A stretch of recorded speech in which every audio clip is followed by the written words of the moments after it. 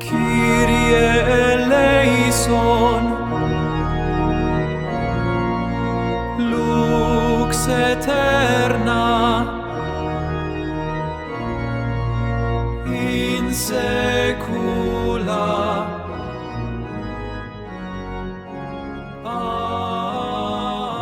Amen.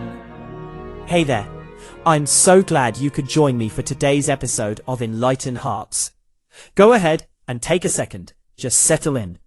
I've got my mug here, and I hope you've managed to grab yours too. Before we really dive in, if you're finding these reflections helpful, do me a favor and hit that subscribe button. It really helps us keep this conversation going. There's something about the middle of the week, especially in this late stretch of Eastertide, that feels like a heavy afternoon, full of potential, yet a little weary. We are standing between the victory of the empty tomb and the fire of Pentecost. And honestly, it's easy to get comfortable in the waiting. But today's readings won't let us stay comfortable. They're nudging us, maybe even pushing us, to ask a really uncomfortable question. Is the God you worship actually the living God? Or just a well-behaved version of him you've built to fit your lifestyle? In our first reading from Acts, we find Paul in Athens. Now imagine this. Paul is standing in the Areopagus, the intellectual capital of the world. These folks loved a good debate.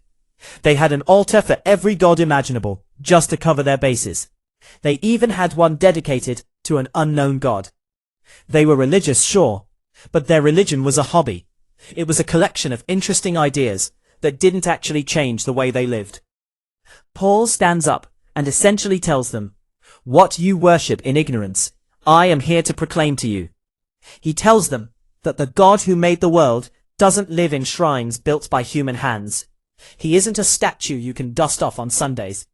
He is the one in whom we live and move and have our being. This is that I am connection we've talked about before, the God who is the very ground of existence. But here's the kicker.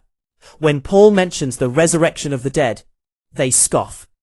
They were fine with a God of ideas, but a God of flesh who rises from the dead? That was too much. I'll wonder, how often do we do the same? Do we keep him at arm's length, in a shrine of our own making? Psalm 148 picks up this theme with a beautiful rhythmic energy. Heaven and earth are full of your glory. It's a reminder that God's glory isn't hidden in a secret club. It's written into the DNA of the universe. If the stars are shouting his name, why are we sometimes so quiet? In the Gospel from John 16, Jesus gets very real. He says, "I have much more to tell you, but you cannot bear it now." Isn't that the truth of our lives? We want all the answers right now. We want the full configuration of our spiritual lives laid out in a PDF. But Jesus knows we'd break under the weight of it. Instead, he promises the Spirit of Truth, the Advocate, to guide us. Paragraph 687 of the Catechism tells us that no one comprehends the thoughts of God except the Spirit of God. This Spirit doesn't speak on his own. He takes what belongs to Jesus and declares it to us. He's the bridge between the unknown God of the philosophers and the intimate Father of the believers. St. Thomas Aquinas often spoke of the Eucharist as the sacred banquet, where the soul is filled with grace. In the Areopagus, God was an idea. In the Eucharist, God is food. When we receive the body and blood of Christ, we are allowing the I Am to make his dwelling within us.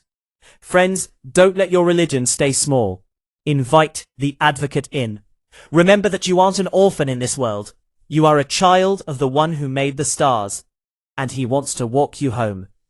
As we close today, I want to leave you with this haiku from the blog, a little something to carry in your heart as you go about your day. Unknown God made known, Spirit guides to all the truth, bread for the journey. Thanks again for listening.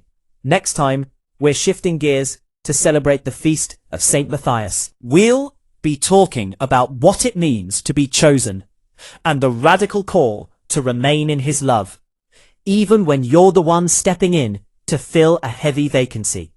You won't want to miss it. Until then, just remain in Him.